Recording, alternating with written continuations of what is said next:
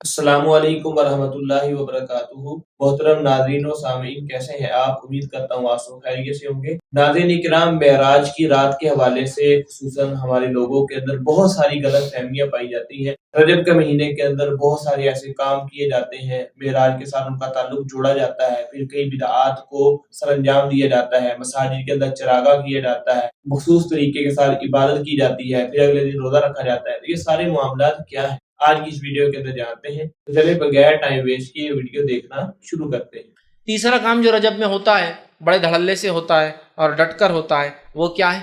وہ یہ ہے کہ رجب کی 27 کی رات کو خاص طور سے شب معراج منایا جاتا ہے۔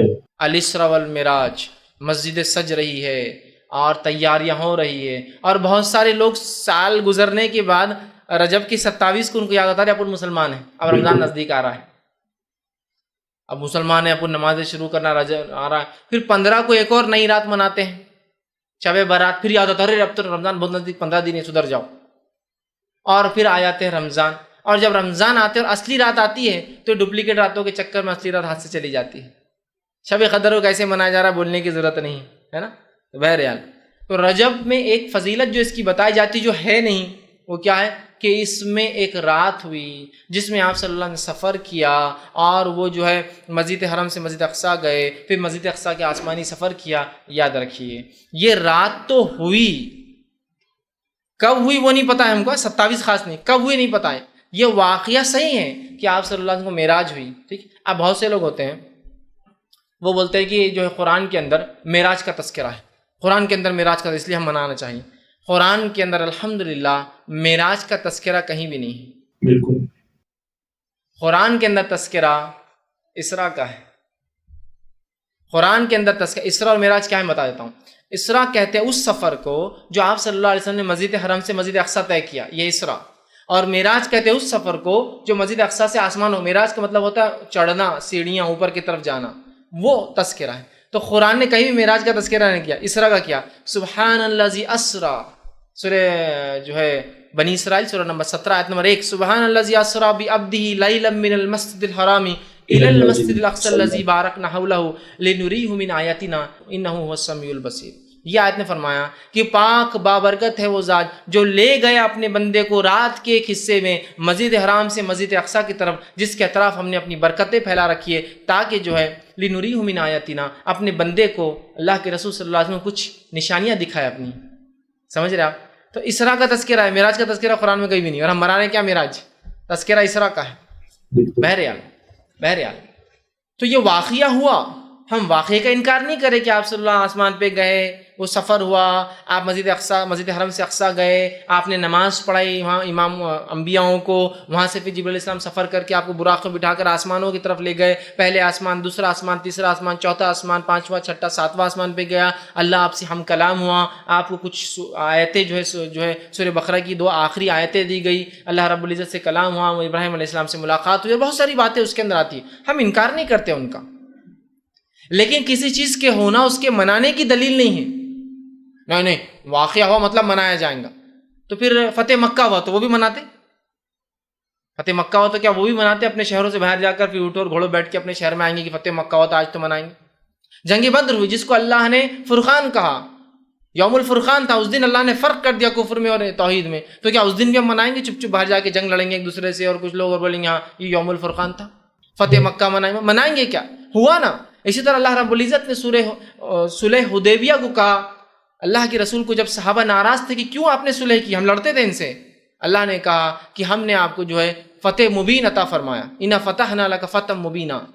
صحابہ سمجھتے ہار ہے، اللہ کہہ رہا ہے ہم نے آپ کو کھلی کامیابی دی، اور بعد میں پتہ چلا جو صلح حدیبیہ کا کیا فائدہ ہوا۔ تو اب صلح حدیبیہ بھی منائیں گے نہیں، اس دن اللہ نے کہا کہ یہ تو فتح مبین ہے، اور یہ یوم الفرقان ہے، شب جو ہے جنگ بدر، اور اسی طرح فتح مکہ ہوئی، اسلام کو غلبہ ملا تو وہ منائیں گے، ایسا کریں گے۔ پھر اللہ کے ہجرت کر کے گئے تو ہم بھی سب کہیں تو بھی جا کے آئیں گے، کریں گے کہ چیز کا ہونا منانے کی دلیل نہیں ہے۔ تو یہ ہوا واقعہ، اس واقعے کی اگر تفصیلات آپ دیکھنا چاہتے ہیں تو میرا اس پہ ایک مفصل 2-2.5 گھنٹے کا ایک بہت تفصیلی عنوان ہے، شب معراج کی حقیقت اور ہماری بدعتیں، یہ آپ دیکھ لیں، اس کے بعد شب برات آئیں گے، اس پہ میرا ایک لیکچر ہے، شب برات کی حقیقت اور ہماری بدعتیں، اور تیسری رات جو منائی جاتی ہے جو حقیقی ہے اس کے اوپر ہی میرا ایک لیکچر ہے، شب قدر کی اہمیت اور ہماری غفلتیں، اس کو ضرور آپ دیکھیں۔ تو شب معراج کی حقیقتیں اور ہماری بدعتیں اس میں نے بہت تفصیلی رکھا ہے کہ کسی چیز کا ہونا منانے کی دلیل نہیں۔ بہرحال تو اب اس رات کو یاد رکھیے، اس رات کو نبی اکرم صلی اللہ علیہ وسلم کے ساتھ وہ معجزہ ہوا جو آپ لے گئے، یہ رات 27 رجب تھی، اس کے بارے میں کوئی دلیل ثابت نہیں ہے۔ اس معاملے میں امام نووی رحمہ اللہ نے 10 اقوال نقل کیے، 10 الگ الگ قول علماء کے نقل کیے، جن کے اندر سے ایک یہ ہے کہ جس سال آپ کو نبوت ملی اس سال یہ رات ہوئی، دوسرا قول یہ نبوت کے 5ویں سال، تیسرا قول یہ نبوت کے 8ویں سال، نبوت کے 10ویں سال، ہجرت سے 8 مہینے پہلے، ہجرت سے 16 مہینے پہلے، ہجرت سے 12 مہینے پہلے، ہجرت سے 14 مہینے پہلے، 8 12 14 اور 16 مہینے پہلے ہجرت سے، ٹھیک ہے۔ کسی نے کہا رمضان کے مہینے میں ہوئی، کسی نے کہا یہ رجب کے اندر ہوئی، کسی نے کہا یہ شعبان میں ہوئی، کسی نے کہا یہ محرم میں ہوئی، کوئی قول نہیں۔ تاریخ کے معاملے میں اختلاف کب ہوا اس میں بھی اختلاف، اور صحابہ میں سے بہت کم اقوال اس تعلق سے ملتے کب ہوا، یاد رکھیے۔ تو یہ رات کب ہوئی اسی کوئی دلیل نہیں۔ اب ہم نے دیکھی، میں ہمیشہ یہ کہتا ہوں کہ بہت ساری باتیں ایسی ہے جو کس کو نہ پتہ چلی، شاید اللہ رحم کرے ہم پر، اللہ معاف کرے، شاید جبرائیل علیہ السلام نے آ کر ہندوستانی پاکستانی لوگوں کو بتا کے چلے کہ تمہارے لیے یہ فکس کر دیا گیا ہے۔ جیسا 27 کو معراج ہوئی، دنیا اختلاف کر رہی ہے، صحابہ میں اختلاف ہے، محدثین میں اختلاف ہے، ہندوستانیوں کو پکا پتہ ہے 27 رجب۔ اسی طرح جو ہے شب قدر کب ہے اس کو تلاش کرنے کا حکم ہے۔ جو آخری حدیث ملتی ہے اس کے تعلق سے وہ یہ ہے کہ اسے رمضان کی آخری عشرے کی طاق راتوں میں تلاش کرو، مطلب 5 میں سے کوئی ایک شاید۔ دیکھیے نا، یہاں اختلاف ہے، یہ رات کب ہوئی، معراج کب ہوئی، ہمارے پاس پکا ہے کب ہوئی، 27 رجب۔ اب 27 رجب کو بہرحال دیکھیے کسی چیز کا ہونا اس کے منانے کی دلیل نہیں، اب ہوا اب منانا شروع ہو گیا ہے نا۔ کیسے؟ راتوں کو مسجدیں سجائی جا رہی ہے، نہایا جا رہا ہے، تیار ہوا جا رہا ہے، انتظام کیا جا رہا ہے، مخصوص پکوان اور میٹھے، اور ظاہر سے کوئی بدعت بغیر میٹھے کی تو کمپلیٹ ہوتی نہیں ہے، مخصوص میٹھے بنائے جا رہے ہیں، اسی طرح جو ہے مخصوص لباس بنائے جا رہے ہیں، مخصوص رکعت میں تعداد میں راتوں کی نماز، جیسے 100 رکعت نماز، یا پھر ایک نماز ہوتی ہے کہ جو زندگی بھر کے نمازیں چھوٹ گئے، ٹھیک، جو ہے قضائے عمری پڑھی جا رہی ہے، اسی طرح جو ہے صبح اٹھ کر پھر 27 کا روزہ رکھا جا رہا ہے، یہ تمام کام بدعت ہے۔ وہ رات ہوئی، وہ واقعہ ہوا، اس کے بارے میں ہمیں فکس نہیں پتا وہ کب ہوئی رات اور کیا واقعہ، مطلب واقعہ تو پتا ہے لیکن وہ رات کب ہوئی، کس مہینے ہوئی، کس سن میں ہوئی، ہمیں نہیں پتا۔ لہٰذا اس رات کو یاد کر سکتے آپ کہ وہ واقعہ کیا تھا، لیکن منانا یہ بدعت میں شامل ہوگا۔ تو آپ دیکھیں کس دھڑلے سے اس رات کو منایا جا رہا ہے، جبکہ اس معاملے میں کئی اقوال صحابہ کے موجود ہیں اور کئی اختلاف اس معاملے میں جو ہے موجود ہے، لیکن اس کے بعد بھی 27 کو مخصوص منایا جا رہا ہے۔ مولانا عبدالحی لکھنوی رحمہ اللہ اس تعلق سے فرماتے ہیں، اور وہ کہتے تھے یہ جو بلاد ہند میں، مطلب ہندوستان کے اندر، وہ کہتے ہیں بلاد ہند میں مشہور ہے کہ شب معراج کی صبح کو روزہ رکھنا 1000 روزوں کے برابر ہے، تو یہ بالکل بے بنیاد اور بے اصل ہے۔ سمجھ رہے ہیں؟ تو یہاں ہم دیکھ رہے ہیں لوگ پتہ نہیں کیا کیا اس میں منا رہے ہیں، رات جاگتے ہیں، دن روزہ رکھتے ہیں، 1000 مہینوں کا ثواب، 1000 سال کا ثواب، 120 سال کا ثواب، پتہ نہیں کیا کیا باتیں بیان کی جا رہی ہیں۔ تو یاد رکھیں اس مہینے میں یہ رات معراج جو ہے یہ ہوئی، لیکن یہ کب ہوئی یہ ہم نہیں جانتے، واللہ عالم، اللہ بہتر جانتا ہے کہ یہ رات کب ہوئی۔ یاد رکھیں آپ، لیکن ہم مخصوص کر کے دیکھیے کیسے اعمال کر رہے ہیں، کیا کیا افعال کرتے ہیں۔ اور یاد رکھیں جب ہم بدعتوں میں چلے جاتے ہیں، جب ہم بدعتوں میں پڑ جاتے ہیں تو پھر یاد رکھیے معاملہ پھر وہ اتنی گہرائی میں جاتا ہے کہ پھر وہ بدعتیں کہیں رکتی نہیں۔ تو لہٰذا رجب کی 27 کو شب معراج خاص منانا یہ بدعت ہے اور شریعتاً یہ غلط ہوگا۔ اس رات کا جاگنا بھی ثابت نہیں، اس میں کوئی خاص روزہ ثابت نہیں۔ کوئی آدمی روز رات میں جاگ کے عبادت کرتا ہے تو وہ بھی کر سکتا ہے، اور کوئی روزہ رکھنے کا عادی ہے اور وہ رکھتا ہے، جیسا کہ مثال تو جمعرات اور پیر کا روزہ رکھتا ہے اور اس دن ہی جمعرات آ جائے تو الگ بات ہے، لیکن خاص طور سے کرنا یہ بدعت میں شمار ہوگا۔